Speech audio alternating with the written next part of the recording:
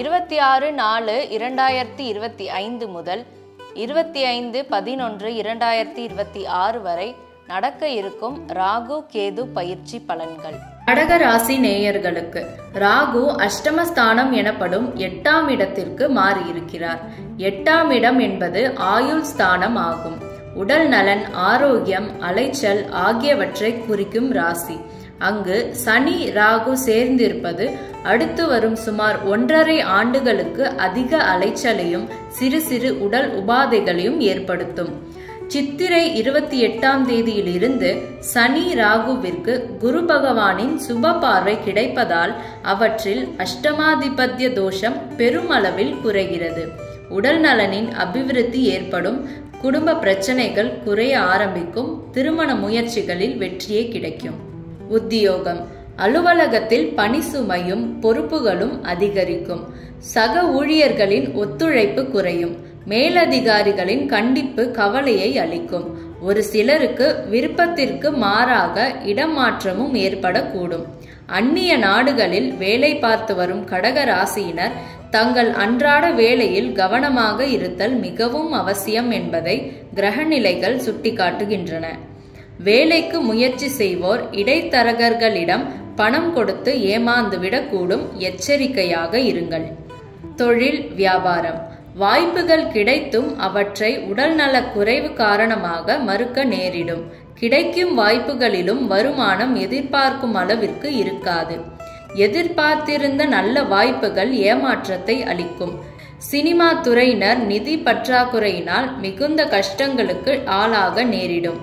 திருமணமாகியுள்ள நடிகர் நடிகைகளுக்கிடையே கருத்து வேற்றுமை முற்றி விவாகரத்தில் முடியக்கூடும் என்று கிரகநிலைகள் குறிப்பிடுகின்றன.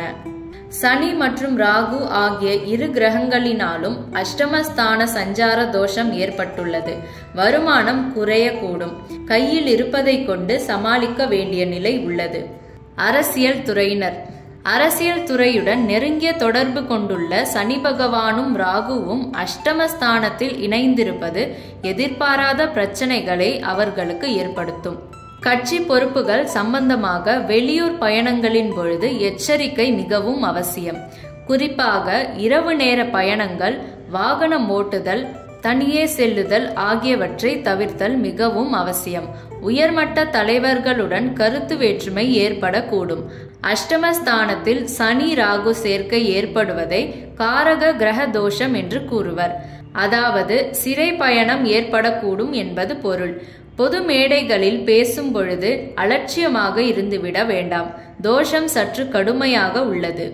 மாணவ மாணவியர்களுக்கு கல்விக்கு உரிய கிரகங்கள் சுபபலம் பெற்றுள்ளதால் படிப்பு பாதிக்கப்படுவதற்கு வாய்ப்பில்லை.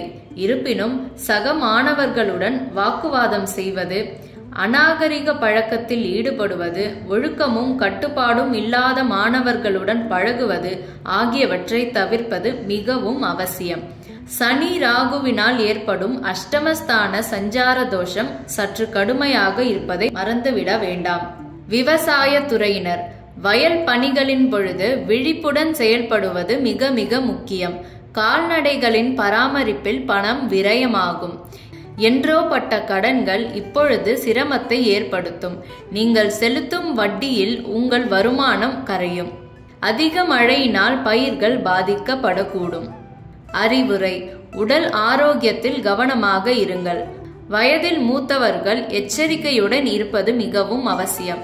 நிரந்தர நோய்களுக்காக சிகிச்சை எடுத்துக்கொள்ளும் கடகராசியினர் மறந்து விடாமலும் நேரம் தவறாமலும் மருத்துவர் கூறியபடி மருந்துகளை எடுத்துக்கொள்ளுதல் மிகவும் அவசியம்.